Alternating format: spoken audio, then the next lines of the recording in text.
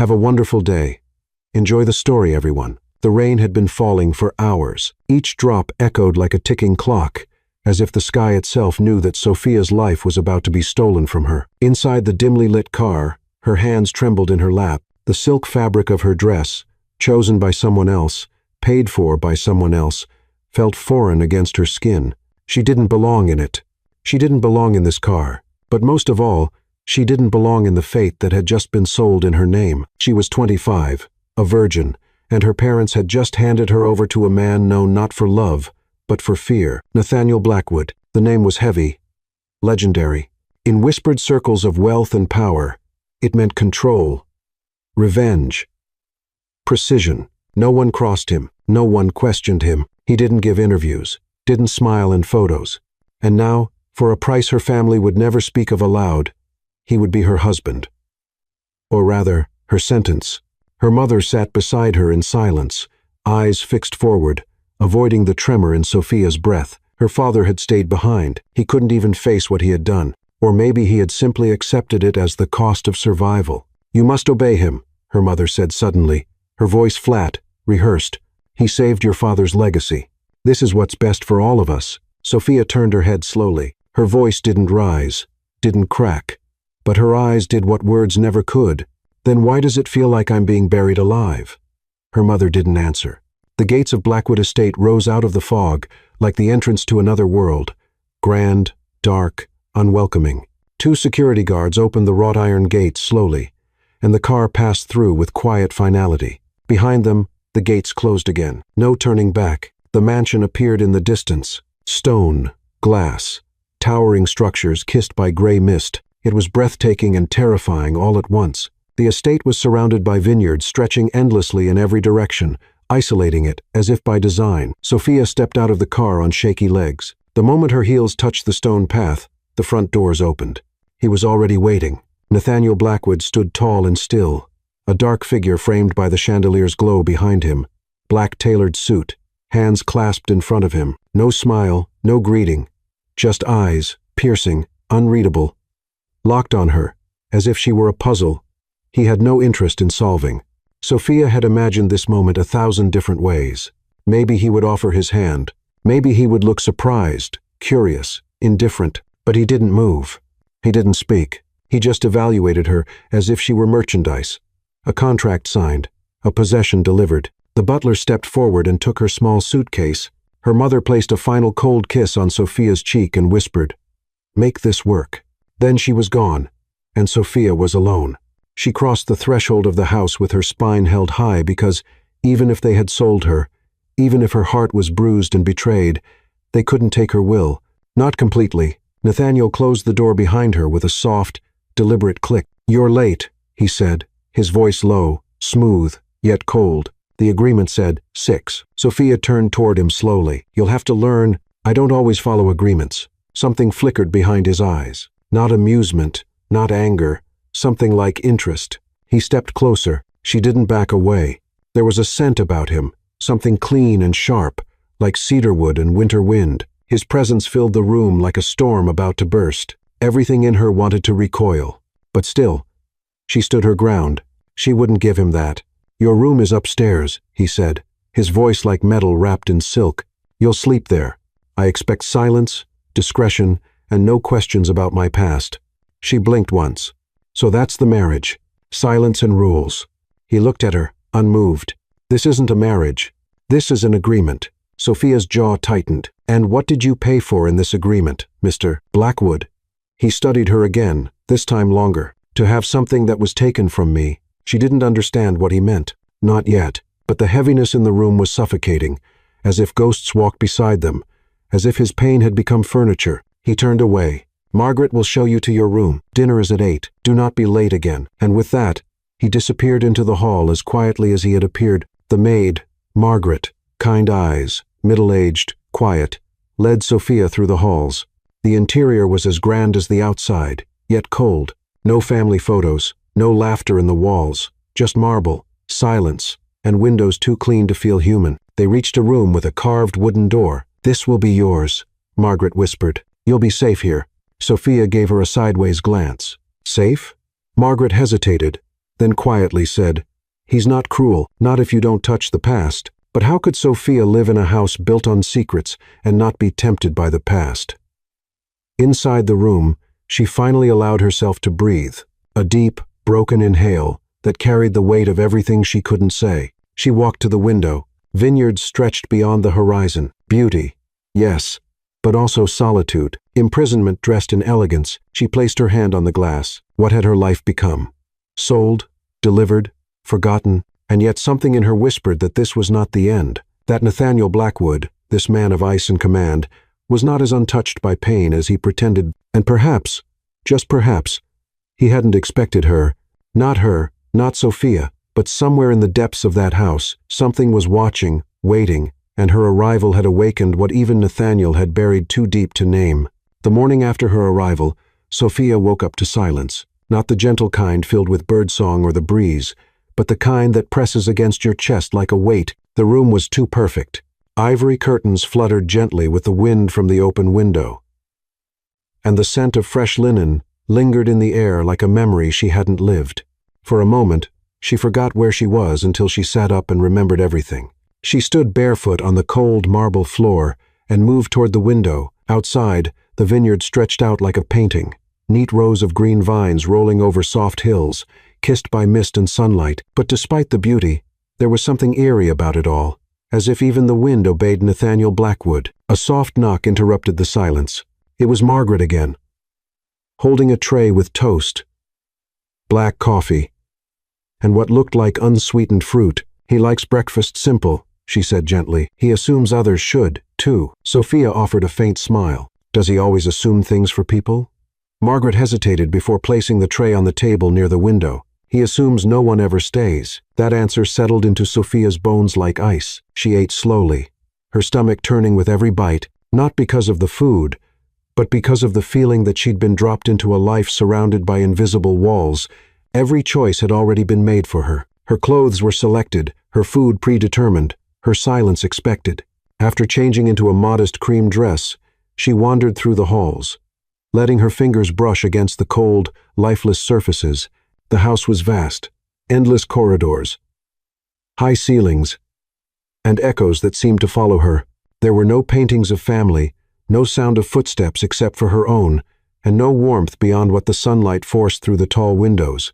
She passed a ballroom with its grand chandelier still and untouched, a gallery with furniture covered in white sheets, and a garden room with dying orchids in glass vases. It was as if the house had been frozen in time the day something or someone was lost.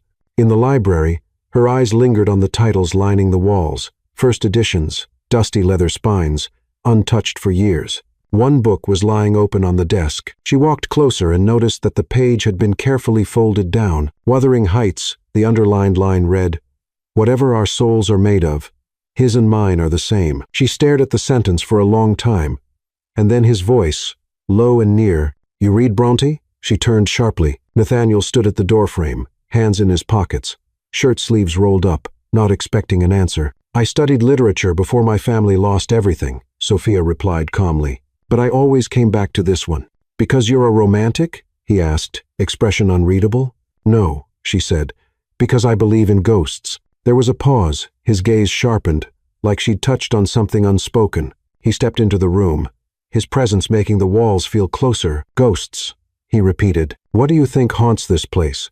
She didn't flinch. "Whatever made you stop living in it," something in him stilled. She expected him to dismiss her, to throw back one of his cruel, guarded remarks. But he didn't. He just looked at her, long and silent, as if for the first time she wasn't just a pawn in his game. Then, as quickly as he had come, he stepped away from the desk. "I've arranged a wardrobe for you," he said over his shoulder. "Don't change it. I dislike surprises." She almost laughed.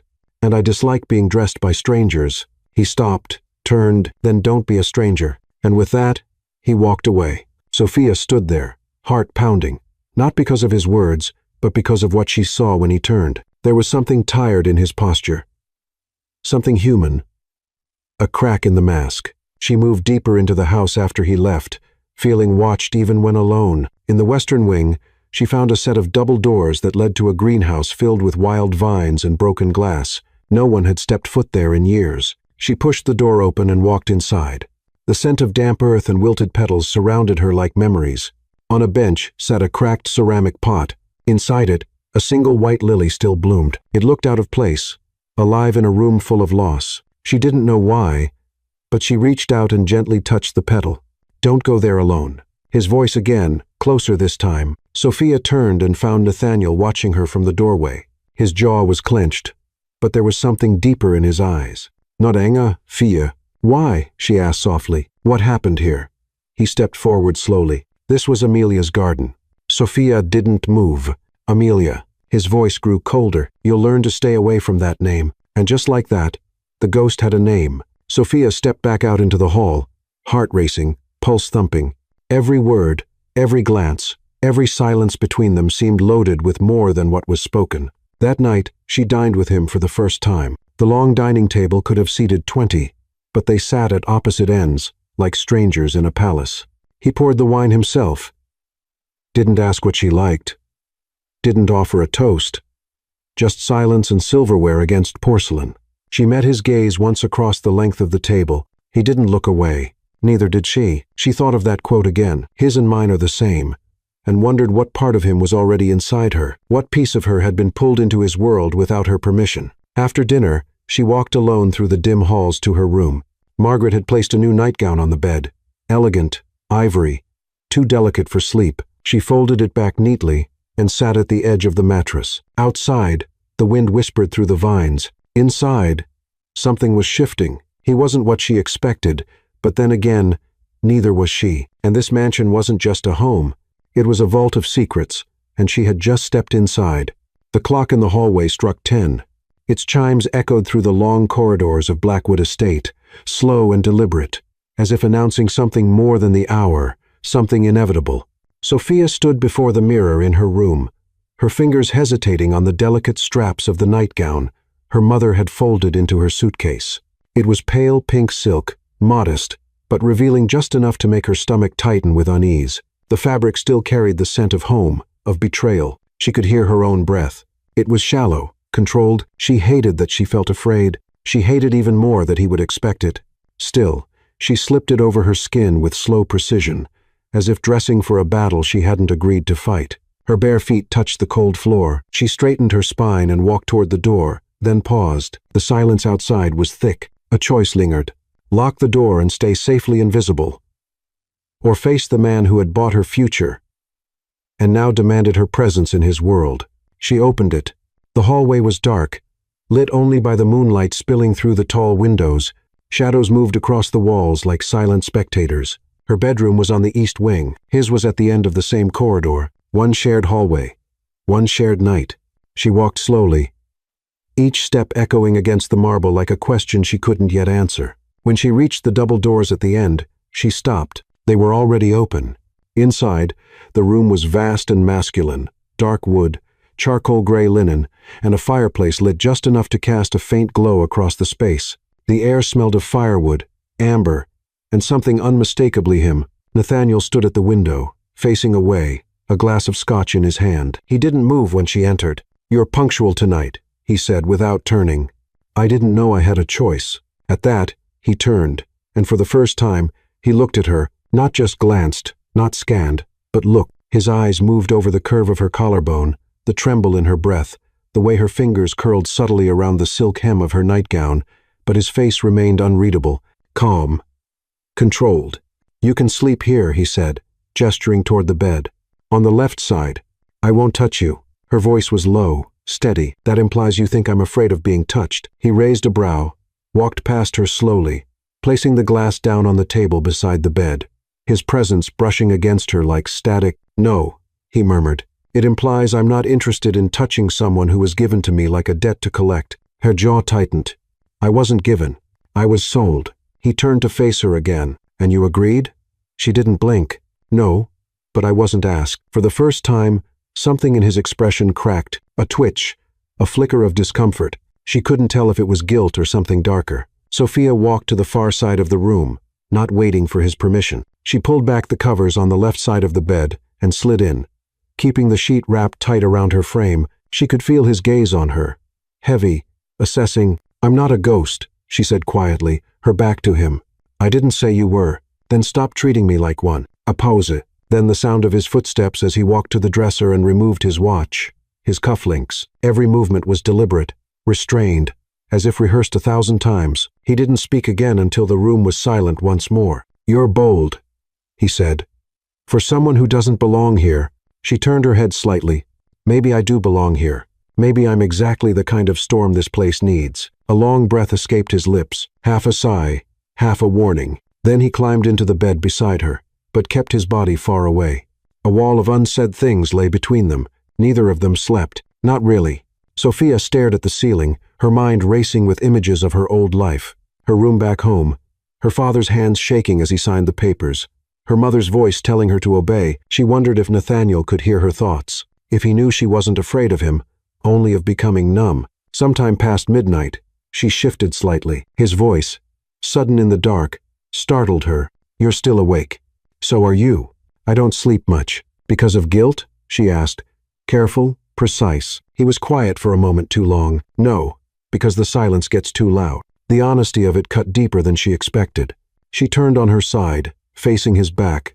He hadn't touched her, hadn't even come close. But she could feel him, his anger, his sadness, his control, and something beneath it all that frightened her more than rage ever could. Loneliness. You don't scare me, Nathaniel, she said, barely above a whisper. He didn't move. You should, was all he answered.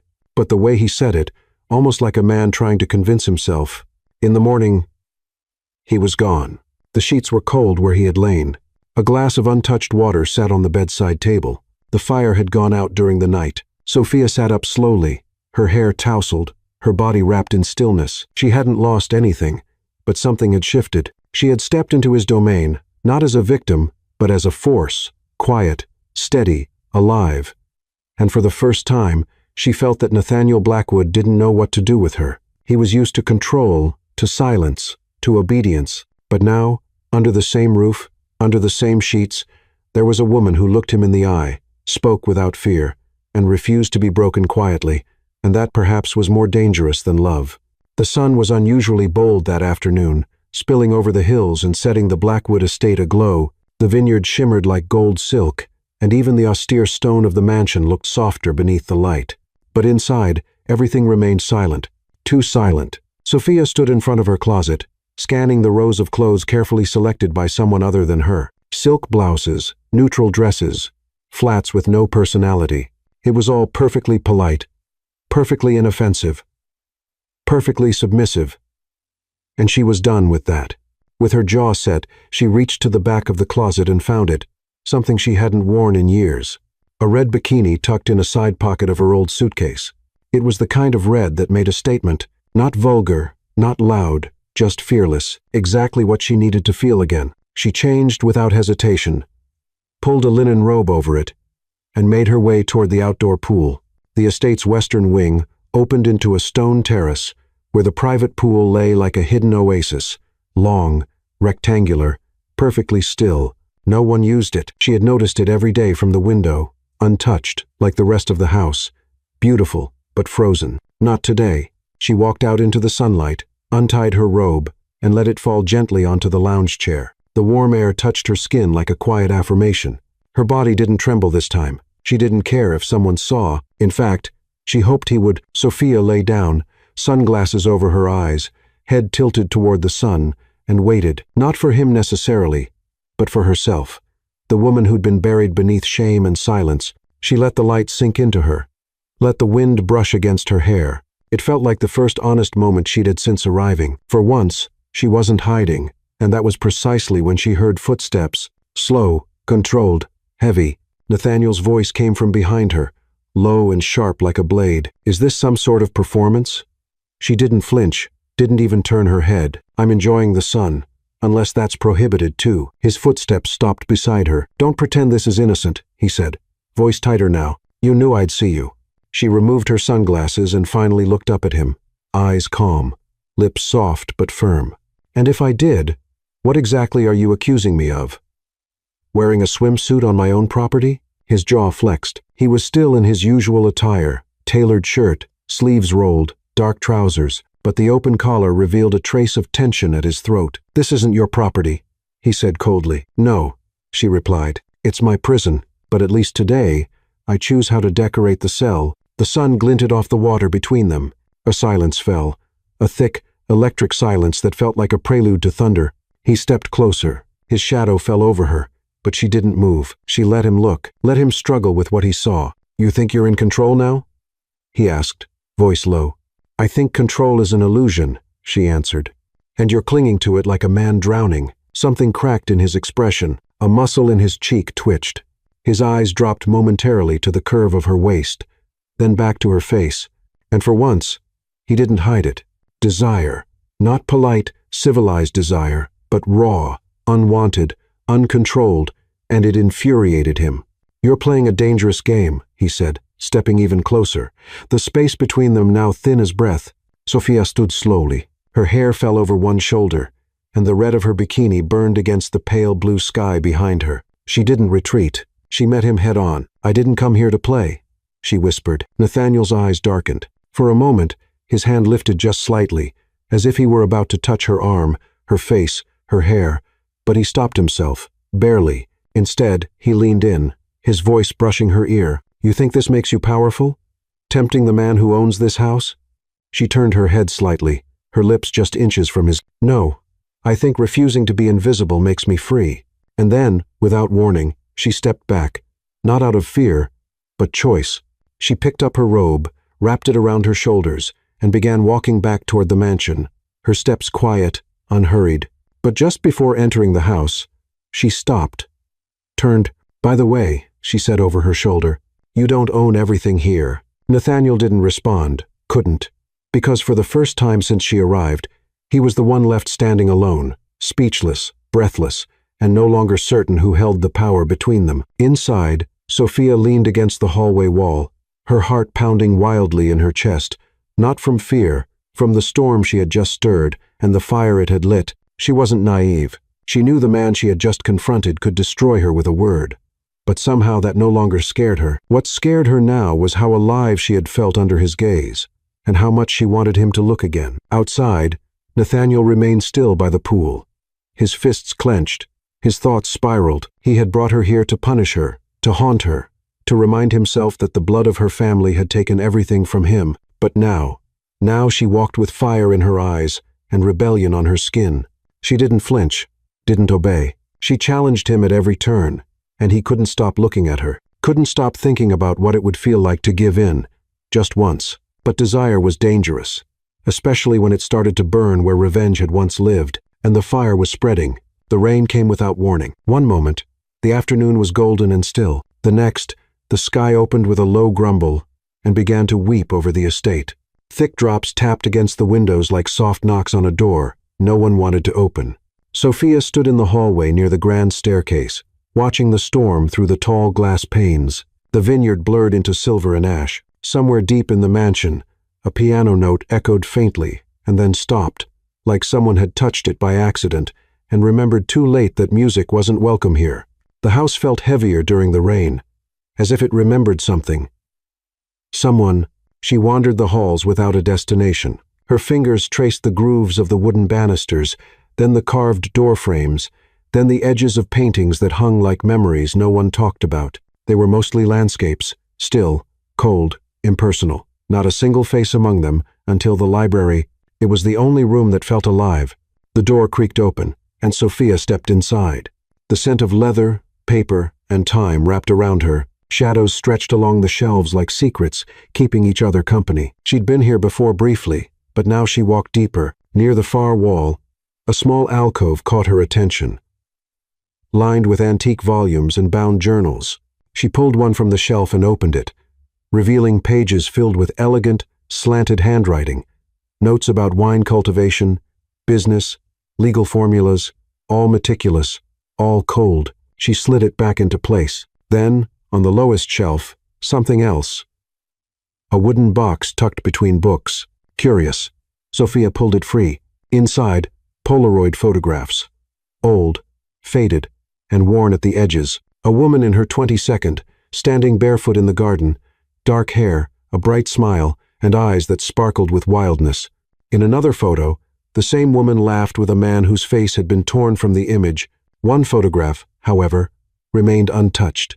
The woman stood in front of the fountain just outside the greenhouse. Holding a white lily, she looked radiant. On the back of the photo, a name written in delicate ink. Amelia Voss. Sophia's breath caught. The name felt like thunder, even in silence. She stared at it for a long time. Why was this hidden? Why did Nathaniel flinch when she had stepped into that part of the house? Why did no one speak of this woman? She didn't hear the door open, didn't sense his presence until his voice cracked the stillness behind her like a whip. Put that back. Sophia froze. She turned slowly to find Nathaniel in the doorway. He was soaked from the rain, his shirt clinging to his skin, hair damp, jaw clenched. He looked different, disheveled, exposed. "You're not supposed to be in here," he said, stepping forward. She didn't move. Why? Because this is where the truth lives. He stopped. His eyes locked on hers, a storm behind them that rivaled the one outside. "That name," he said slowly, "is never to be spoken in this house." Sophia held the photo tighter. Who was she? His voice was low. "Put it back." But she didn't. Was she your wife? Silence. Your lover? Nothing. Sophia stepped forward now, her voice rising slightly, trembling not with fear but with something else. An ache. A need to understand why this man, this mansion, this life, was so deeply buried in shadows. "She had your eyes," she whispered. "The same sadness." Nathaniel reached out and snatched the photo from her hand, crushing it between his fingers. "I told you, I want to know what I've been dragged into." Sophia snapped. "You brought me here? You married me without love, without choice, without meaning. And yet, there's meaning everywhere I look. Every silence in this house is screaming her name." He turned away, jaw tight, breathing hard. Rainwater dripped from his hair down his temple. He ran a hand through it as if trying to shake something loose. Grief, rage, memory. "She died," he said finally. The words were simple, but they carried a weight that bent the air between them. "She was in a car," he continued, eyes locked on the fireplace now. "A rainy night, curved road. She was on her way to meet me. The other driver ran a red light." Sophia's voice dropped, and Nathaniel's shoulders tensed. "It was your parents' car." A silence so thick fell that Sophia felt like it might smother her. She couldn't speak, couldn't move. He turned to her again, and his voice no longer held venom, but something worse. Hollow grief. They survived. She didn't. The crack in his soul had a name now. Amelia. "I loved her," he said, "and I buried her with everything I believed in." Sophia stepped back, heart pounding. The room swayed slightly. "So that's why I'm here," she whispered. "That's why you chose me." He nodded once, slowly. This wasn't about marriage or business or even power. His eyes met hers. It was punishment. She swallowed hard. For the first time in her life, she didn't know if her legs would hold her. "I didn't even know her," she said, broken. "I wasn't driving the car." "But you carry their name," he said coldly. "You carry their blood." The cruelty was sharp. With Benetit, a tremor, he didn't want to hate her. He just didn't know how to stop. Sophia turned toward the door, but before leaving, she looked back, voice soft, stripped. Then, "Hate them, blame them, destroy everything they built, but don't put her death on my skin." And she walked out, not quickly, not defeated, but slow, heavy, and alive with something new, understanding, and fury. Inside the library, Nathaniel remained alone. He stared at the crushed photo in his hand. His fingers opened. The image fluttered to the floor like a fallen leaf. Amelia's smile stared up at him from the ruins of the past. But now, another woman's voice echoed in the room, a voice that didn't tremble, a voice that defied him, and for the first time in years, his heart didn't know who it belonged to. Outside, the storm began to clear, but inside them both, the storm was just beginning. The day after the storm, the sky was impossibly blue, too clean, too bright. It felt wrong. Sophia stood on the balcony just outside her room, arms wrapped around herself, staring at the vineyard that now looked like another planet. She hadn't spoken to Nathaniel since the confrontation in the library, but his words, "It was punishment," echoed louder than anything he could have screamed. Her chest felt hollow, not because of guilt, but because she'd seen it now, seen the truth. She had been a placeholder for grief, a symbol for something broken, and she couldn't unsee it. That afternoon, Margaret entered the room with cautious steps. "Mr. Blackwood asked to see you in the study," she said quietly. Sophia didn't respond right away. She just nodded once and walked barefoot down the hall. The study was dim. Heavy curtains blocked most of the light. Books lined the walls, and a single decanter of whiskey sat untouched on the mahogany desk. Nathaniel was standing by the window, as if he'd been rehearsing this moment for hours. He didn't turn when she entered.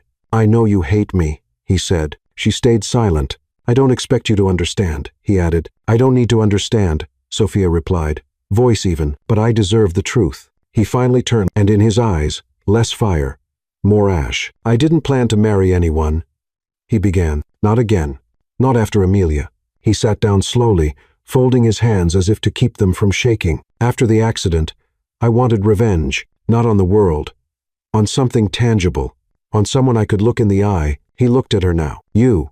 She swallowed hard. "I wasn't there that night," she said. "I didn't even know it happened until years later." "I know," he admitted. "That's what makes it worse." Sophia blinked, confused. "Worse? You're innocent entirely, and I still wanted to punish you." The honesty knocked the breath out of her. She sat in the chair across from him, knees tight, hands clasped. "Then why do it?" she asked, eyes fixed on his. "Why marry me?" His voice broke slightly. "Because I wanted your family to owe me. I wanted them to look at you and see the price they paid for their sins. I wanted your father to hand you over like a pawn." "And he did," Sophia whispered, the bitterness sharp. Nathaniel leaned forward, elbows on his knees. "But I didn't expect you," he said. "Not the way you walked into this house. Not the way you looked at me. Not the way you didn't break." Her breath caught. "I wanted you to hate me," he continued. "It would have made it easier, but you didn't scream. You didn't beg. You just stayed." "Because I didn't come here to survive," she said. "I came here to understand." Their eyes met, and for the first time something passed between them that wasn't vengeance. It was pain. Shared pain. "You see her in me, don't you?" Sophia asked. Nathaniel nodded slowly. "Sometimes, the way you stand, the way you look at the world like it hasn't yet earned your trust." He ran a hand through his hair. "But you're not her, and that terrifies me." Sophia stood, walked to the window. Her reflection stared back at her in the glass, pale, uncertain, but still standing. "You built a prison," she said, not looking at him. "But you forgot that some people don't just sit inside cages. They start shaking the bars." He rose too. "Sophia," he began. "No," she said, turning around. Her voice was strong now. "You don't get to break people just because you were broken. You don't get to bury me in your grief." He stepped forward, stopped. "I don't want to hurt you anymore," he said. "But you already have," she replied. Softer now. Silence. A fragile, aching silence. Then she added, "You lost the woman you loved, but you don't get to choose another woman to carry your grief." Nathaniel looked down, chest rising and falling like a man drowning just beneath the surface. "I know," he said. "I just didn't know how to stop missing her until you walked in." Sophia tilted her head. "And now?" He looked up, and for the first time, he didn't hide. "I don't miss her the same way." It wasn't a declaration of love, it wasn't even forgiveness, but it was something real and terrifying. She stepped back. "I'm not her," she said. "I know. I won't save you. I know, but I won't let you destroy me either." Their eyes locked for one last second, and she left the room, not as a prisoner, but as someone who now saw everything. The man, the monster, and the boy beneath them both. Grieving, lost, and dangerously close to something else entirely. Feeling, that night, Sophia sat on the floor of her room, her back against the wall, hands trembling in her lap.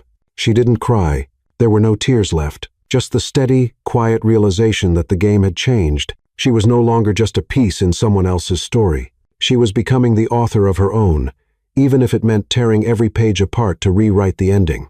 Downstairs, Nathaniel poured himself a drink he wouldn't finish. He stood alone in the dark, holding a photograph he hadn't touched in years, and for the first time, he whispered her name without pain, because something else had taken root, something terrifying, something alive. The invitation arrived in a black envelope, thick and elegant, placed neatly on her bedside table. "Sophia Blackwood," it read, formal, clean, cold, just like everything in this house. It was for a gala hosted by one of Nathaniel's business partners, some charitable event in Napa Valley, filled with crystal chandeliers and fake smiles, but the truth was unspoken. This wasn't just a night of appearances, it was a test. He wanted to see if she could play the role of his wife, the obedient, elegant, quiet trophy beside him, and she had every intention of attending, just not the way he expected. Sophia stood in front of the closet that evening, staring at the array of dresses chosen for her, pastel tones, conservative cuts, fabrics that whispered wealth without voice. Not one of them had teeth. She reached into the back of the wardrobe, wrapped in silk. Untouched, since before her arrival, was a dress she had hidden. Her own choice, deep crimson, backless, long slit to the thigh. The kind of dress that didn't ask for permission, the kind of dress that announced war before the first word was spoken. She wore it without shame, without hesitation. It clung to her like confidence, every step echoing across the marble like a declaration. When she descended the staircase, the entire estate seemed to stop breathing. Nathaniel stood near the base, straightening his cufflinks. The moment he looked up, his jaw locked. For a fraction of a second, something flickered in his expression, something primal, stunned, and utterly undone. His eyes dragged over her body like a man trying not to feel, but he felt it, every inch. She reached the final step. "No smile, no apology. Is this appropriate?" she asked calmly, her voice silk over fire. His voice was lower, controlled. "Change." "No," Sophia said. She stepped closer. The scent of her skin, soft florals, warm skin, a hint of rebellion, wrapped around him like smoke. "You don't own my choices," she said. "Not anymore." He stared at her like he didn't recognize the woman in front of him, and maybe he didn't. She wasn't the girl who had arrived trembling with fear. She was something else now, something he had accidentally created, powerful, unforgiving, irresistible. "In the car," he said. Nothing more. Neither did she. The silence between them wasn't empty. It pulsed like a second heartbeat, and when they arrived at the gala, the whispers began the moment she stepped from the vehicle. Sophia Blackwood. Red dress. Bare back. Eyes like knives wrapped in velvet. She moved through the crowd like someone who belonged there, but didn't bow to it. Nathaniel kept close, his hand at the small of her back. More of a leash than a gesture of affection. "You enjoy making scenes," he murmured near her ear. She turned slightly, lips barely moving. "You enjoy control. Tonight, we both get what we want." But what he wanted was shifting, and that terrified him. They danced once, her hand in his, their bodies near, but not touching fully. Everyone watched. No one spoke. And in that silence, their eyes said things their mouths never could. By the time they returned home, the tension had reached its breaking point. Nathaniel opened the door with more force than necessary. The sound echoed down the hall like a shot. Sophia walked past him, unhurried, heels clicking softly. He closed the door behind them. Then the explosion. "What the hell was that?" he snapped, voice low but shaking. She turned slowly. "That," she said, "was me. Not your puppet, not your shadow. Me." He stepped forward. "You think this is a game?" She didn't back down. "I think this is the first time you've ever been afraid of a woman who isn't dead." The words sliced the air. He froze, breathing hard. Then, in one swift movement, he gripped her arm, not harshly, but firmly. A silent question burned between them. "Who are you becoming?" Asterisk. Sophia didn't flinch. She leaned in slowly, her lips close to his. "You can try to strip me bare, Nathaniel, but you'll never see me kneel." And then she stepped back and unzipped the dress. It slid from her shoulders, hit the floor like a gauntlet thrown. She stood before him in lace lingerie, unashamed, spine straight, eyes burning. "I'm not afraid of your anger," she said, "but maybe you are." His chest rose and fell, his fists clenched at his sides. She thought he might shout or leave or destroy something, but he didn't. He looked at her like a man standing on the edge of a cliff. One step away from surrender. One breath from falling. Then he turned, walked away, closed the door behind him, and left her standing there. Not discarded, not defeated, but powerful and unforgettable. In the hallway, Nathaniel pressed his back to the wall, fingers trembling. She had stolen the breath from his lungs. The woman he brought here to punish was now the only one who made him feel alive, and for the first time in years, he didn't know what to do with that. In her room, Sophia lay down on the bed in silence, eyes open, heart calm. She didn't win. This wasn't about winning. It was about being seen. And tonight, he had seen her, all of her, and still, she didn't break. But the most dangerous part, he didn't want her to. Not anymore. It was just past 3 in the morning. The mansion was asleep, if it ever truly slept. Outside, the moon hung low over the vineyard, casting pale light across the gravel path that wound down toward the gates.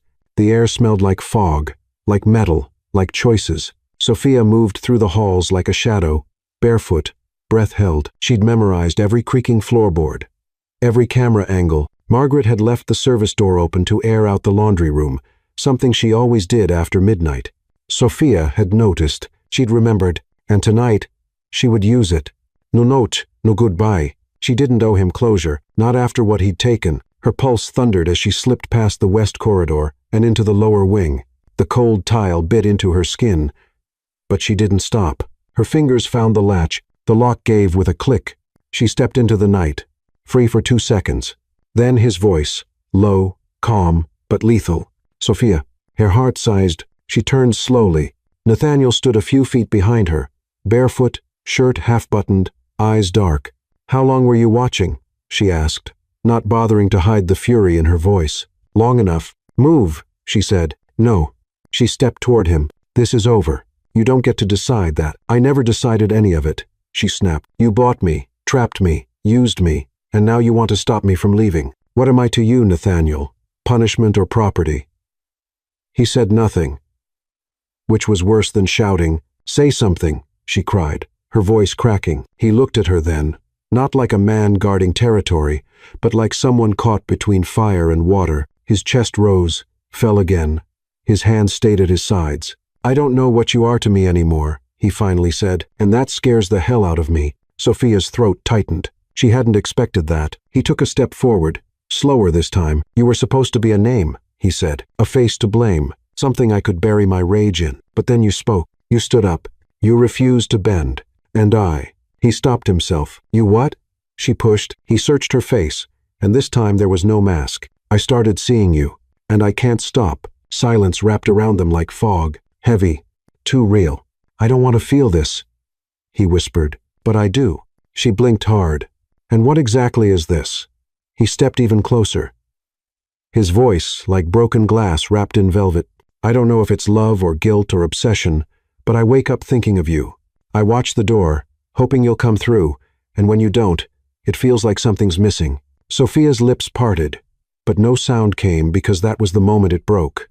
The wall, the armor, the cold gone, and what remained was a man, flawed, torn, terrified. She could feel his breath now, could see the way his hand trembled just slightly at his side. He was trying so hard not to reach for her, and she was trying so hard not to let him. I don't want to be your bandage, she said, her voice barely there. You're not, he replied. You're my wake-up call. Her eyes searched his, and for once, he let her see everything. The pain, the loss, the fear, and beneath it all, wanting not of the body of the soul. She took a long breath, then turned toward the open door. I wasn't running from you, she said softly. I was running for myself. He didn't stop her this time, but just as she reached the threshold, she paused, turned her head. And if you want me to stay, she said without looking back, you'll have to stop chaining me with your pain and start showing me your heart. Then she stepped out and disappeared into the night. He didn't follow, not right away. He stood in that cold hallway for a long time, his heartbeat a war in his chest because he knew she wouldn't run forever. And if he ever wanted her to return, it wouldn't be as a prisoner, but as a choice, and he wasn't ready for that yet. Out in the vineyard, Sophia sat beneath a tree as dawn began to stretch over the hills. The sky turned lavender, the vines whispered, and for the first time since arriving, she didn't feel trapped. Not by him, not by the past, but free to choose, and that was more terrifying than any locked door, because now she had the power, and he knew it. It happened just after midnight. Sophia was returning from the garden. Her hair was damp from the mist, her hands stained slightly with soil. She had gone out to clear her thoughts, to put space between her and Nathaniel, between all the words he'd left unsaid. The house was dark when she entered. Too dark. Margaret usually left the entry lights on, but tonight they were off. A hum of unease crept under her skin. She stepped into the foyer, her bare feet quiet against the marble, and called softly, "Margaret." No answer, just the ticking of the old grandfather clock and the whisper of wind through the half-cracked window. She took a few steps further when she heard it. A thud, sharp, muffled, and then a voice, male, rough, low, and not Nathaniel's. Her breath stopped. A shadow moved down the hall. Sophia's heart leapt into her throat, and without thinking, she turned and ran through the back corridor into the dining room, nearly knocking over a vase. Her chest pounded as she searched for something, anything to defend herself. The door slammed behind her. She whirled around. A man stood in the doorway, masked, tall, holding a crowbar. "Where's the safe?" he demanded. Her mouth opened, but no sound came. He stepped closer. She backed away, trembling now, every nerve on fire. I said he didn't finish because in that moment a blur of movement came from behind. Fast, brutal, precise. Nathaniel. He tackled the man to the ground, the crowbar skidding across the floor with a clang. They struggled, fists, elbows, chaos, but the intruder was stronger than he looked. He got the upper hand, grabbed Nathaniel by the collar, and slammed him into the sideboard. Sophia didn't think. She didn't scream. She moved fast. She picked up the broken glass vase beside her and slammed it into the man's head. Once, twice. He crumpled.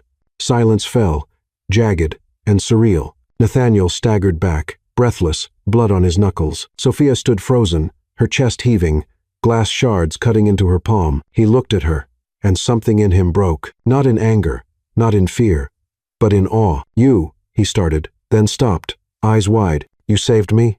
She didn't reply. She couldn't, because her whole body was trembling. Adrenaline, terror, something else. He stepped forward, took the glass from her hand, and tossed it aside. His fingers closed around her wrist, gently grounding her. "Sophia," his voice cracked. "I thought he was going to kill you," she whispered. The weight of those words landed between them like thunder. And then he kissed her. Not planned, not polite. It was violent with emotion, desperate, breathless, a collision of fear and fire. His hands framed her face like he'd been waiting years to touch her. Her lips parted beneath his instinctively. No resistance, no hesitation, only heat, only relief, only need. She kissed him back fiercely, not because she forgave him, but because in that moment she didn't want to feel anything else. The kiss deepened, turned slower, softer, like they were both realizing how long they'd been starving for something real. His forehead pressed against hers. Neither of them spoke. Their breath mixed in the air like smoke. "Sophia," he murmured, his voice barely there. "If I'd lost you." "But you didn't," she whispered. "You didn't." They stood like that for what felt like an entire lifetime, wrapped in fear, and something that didn't have a name yet. Not quite love, not yet, but something rising, something burning, something inevitable. Later, the police came. The intruder had escaped in the confusion, injured, but gone. Nathaniel made the calls, gave orders, checked the cameras. He didn't leave her side once. And Sophia, she sat on the edge of the bed in her room, still in the same dress, her fingers wrapped in bandages Margaret had applied. Her mind ran in loops, replaying everything. The glass, the blood, the kiss. He knocked on her door. She didn't answer. He entered anyway. "I should have protected you," he said quietly. "Better." She looked up. "You did." He sat beside her, not too close, but close enough that their hands touched. Barely. "I saw your face when you thought I'd die," he whispered. She closed her eyes. "I saw yours too," she replied. A beat, then another, and then, softer. "I didn't kiss you to confuse you," he said. She opened her eyes. "Then why?" He turned to her, eyes raw. "Because I didn't know how else to stop the shaking in my chest." She inhaled sharply and didn't look away. For the first time, there was no wall between them, no contract, no past, just two people who had nearly lost each other. And realized, maybe too late, that something inside them had already begun to change. The house was finally quiet, not the suffocating silence of before, but the kind that feels sacred. Sophia stood by the window in her bedroom, the moonlight wrapping around her like a shawl. Her hair was still damp from the shower, falling in loose waves down her back. The thin cotton of her nightgown clung softly to her skin. Moving with her breath, she couldn't stop thinking about the way he looked at her, not when she shattered the vase, not when she kissed him, but after the fear had passed and only rawness remained. There was something in his eyes she hadn't seen before. Not rage, not grief, but need. A quiet knock came at the door, not demanding, just there. Her heartbeat shifted. "Sophia," he said softly. She didn't answer. He pushed the door open and stood in the frame, barefoot, no jacket, shirt untucked, sleeves rolled up, his hair still damp from the rain earlier. But it was his expression that made her breath catch. He looked like a man stripped of everything but truth. She turned. Their eyes met. Neither of them moved. For a long moment, the space between them pulsed with unsaid things, like everything they tried to deny was now standing in the room too, silently demanding to be acknowledged, I shouldn't be here, he said quietly. Then leave, she whispered. He didn't. His eyes dropped to the floor for a moment, then back to hers. I don't want to hurt you anymore. Then stop holding back. That was the final thread. He crossed the room in slow, deliberate steps, stopped right in front of her. Close enough to feel her breath, he lifted his hand to her cheek, hesitant, like he wasn't sure he was allowed, but she didn't pull away. His fingers brushed her skin, and everything inside him broke. He leaned in slowly, giving her time to stop him. She didn't. Their lips met, no violence, no desperation, just heat, and the kind of longing that comes after too much time pretending it didn't exist. His hands moved to her waist, pulling her closer. She melted into him. Soft. Certain. And he kissed her like she was something holy. Like every piece of rage had finally burned out. And all that remained was firelight. She slid her fingers into his hair. He exhaled against her mouth, and everything else, the past, the guilt, the reasons faded. They didn't speak as he led her to the bed. No words were needed because this wasn't conquest. This wasn't apology. This was surrender. He moved slowly, reverently, like discovering her was something sacred. She let him. She pulled him closer. There were no loud moans, no theatrics, only quiet breaths. Hands trembling over bare skin. Her heartbeat pressed to another. Every movement was a sentence they hadn't dared speak. When he finally entered her, it wasn't about possession. It was about presence. They held each other, moved together, gave in completely, and for the first time, Nathaniel wasn't hiding. His body said what his mouth never could. I need you. Asterisk. Not to erase the past, but to believe in something after it. Their rhythms slowed. Their lips met again and again and again until they weren't separate anymore. Just breath and skin and silence until the world outside faded, until all that remained was them. When it was over, they didn't speak. He lay beside her, chest bare, eyes open, vulnerable. Her head rested on his shoulder. His arm wrapped around her waist. The night wrapped around both of them like a secret, and for the first time, neither of them needed to be strong. They just needed to be. Later, when the moon had moved higher in the sky, she whispered, "Why did you come?" He turned his head, looked into her eyes. "Because I couldn't stop thinking, what if tonight was the last time I had the chance to show you I'm not him anymore?" She blinked slowly, a tear escaping down her cheek. "I didn't expect to feel this," she said. "Not here. Not with you." He brushed the tear away, voice barely audible. "I didn't expect to deserve it." And in that silence, in that stillness, they both knew the walls had fallen, and neither one of them wanted to rebuild them. Not now, not after this. It started with a feeling, not pain, not fear, but a quiet shift, like something inside her had changed form. Sophia sat on the edge of the bathtub, one hand resting on her stomach, the other gripping the edge of the porcelain. The morning light poured through the window, soft and golden, but it did nothing to calm the trembling in her limbs. She hadn't slept well in days. Her appetite had vanished, and for the last 3 mornings, her body had woken her up with a wave of nausea that felt like a storm. She thought it might be the stress, the aftermath of everything. The kiss, the night, the shift in how Nathaniel looked at her, but then 3 days late turned to 5, and something inside her whispered a word she hadn't dared think in years. Pregnant. She stared down at the small white box in her hand. The drugstore test sat on the marble sink.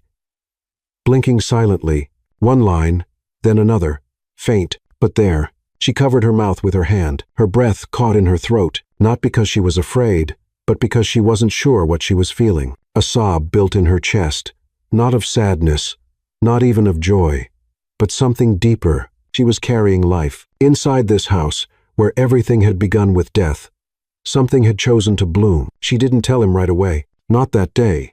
She walked through the vineyard alone for hours, her fingers brushing the vines like they were pages in a book she hadn't yet read. The wind was gentle, the sky wide, and for the first time since arriving, she felt full, not with answers, but with possibility. She spent the afternoon in the sunroom, sketching quietly.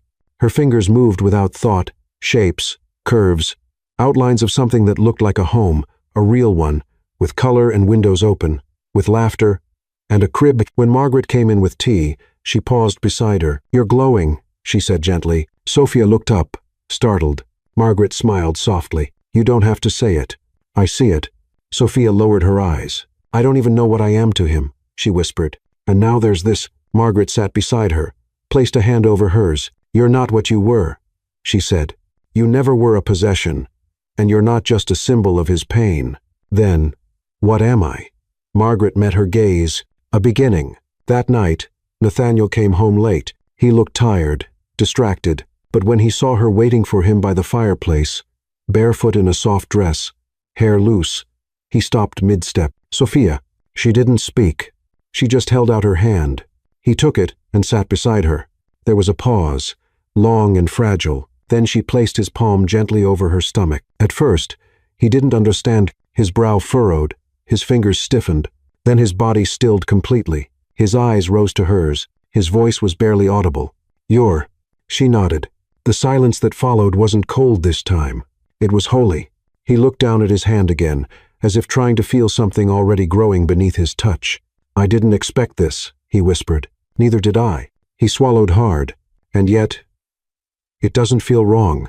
Tears welled in her eyes. "I was so scared to tell you," she confessed. He moved closer, took her face in his hands, and for the first time since they met, his eyes filled with tears. "Sophia, I've spent years not caring if I lived or died." She pressed her forehead to his. "But now you do." She finished for him. He nodded. "Now I have something real to lose." His voice cracked. She held him, and in that moment, the man who once brought her here in cold calculation held her like she was the only thing anchoring him to this earth. Later that night, they lay in bed. The fire burned low. His hand never left her stomach.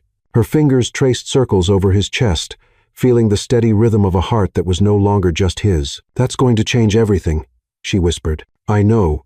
Are you afraid?" "Yes," he said, terrified. She looked up at him.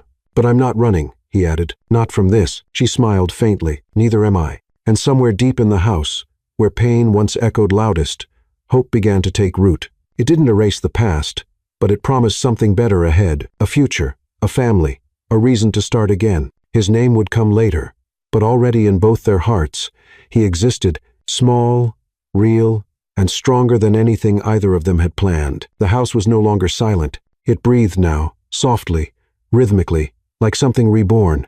Laughter hadn't returned in echoes, not yet, but music sometimes played from the sunroom, and Margaret had begun humming while setting the table, as if the walls themselves had softened. Sophia sat near the fireplace, her hands resting over her belly, now round, full, and radiant. She was 8 months along. Her ankles swelled, her moods shifted, and yet, she had never felt more anchored to the world.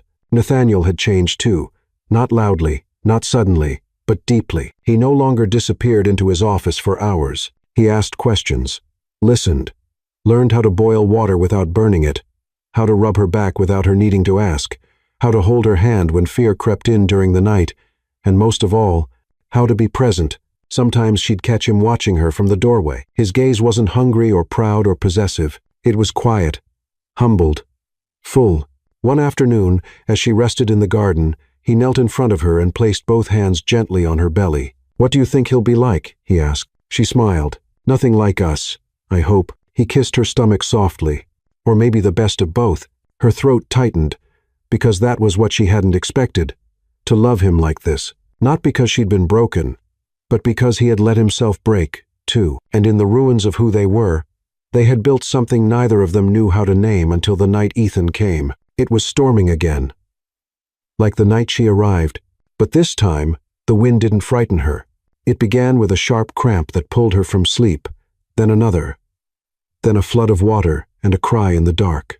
Nathaniel. He was at her side in seconds, panic barely veiled. "The baby, he's coming," she said, breathless. He didn't hesitate. Called Margaret, called the doctor, held her hand as they laid her down. It was fast, fierce, terrifying, and he never left her side. She screamed, sweated, clawed at the sheets, but never once said, "I can't," because she had endured worse and survived, and now she would bring life into a world that had once felt colder than death. Nathaniel whispered to her the whole time, "You're safe. You're strong. I love you," over and over until the moment Ethan cried out. Loud, real, alive, and the house heard it. Sophia collapsed into sobs. Nathaniel held his son in trembling arms, speechless, undone. He placed the tiny body on her chest and kissed her forehead, breathless. "I've never deserved this," he whispered, and she looked at him, hair damp with sweat, eyes red from tears, and said, "But you stayed. That's how you earn it." They named him Ethan Blackwood because he came with wings they couldn't see, but could feel in every heartbeat.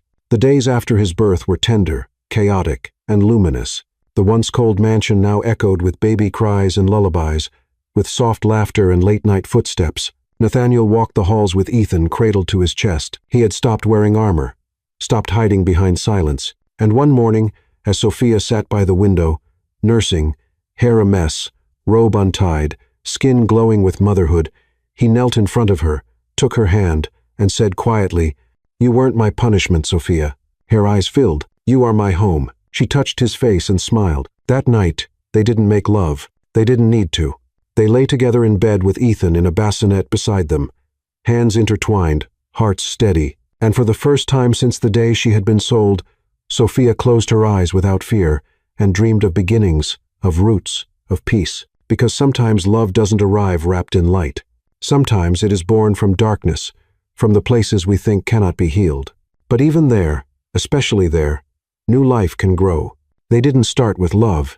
They started with fear, silence, and wounds too deep to ignore. But even in a house built on loss, a child came. And with him, forgiveness. Nathaniel didn't save Sophia. Sophia didn't heal Nathaniel. They simply chose to stay. And sometimes, that is all anyone needs. Because maybe, deep down, this story is also about us. The parts that survive, the fears we silence, and the chance to start over, even when everything seemed finished,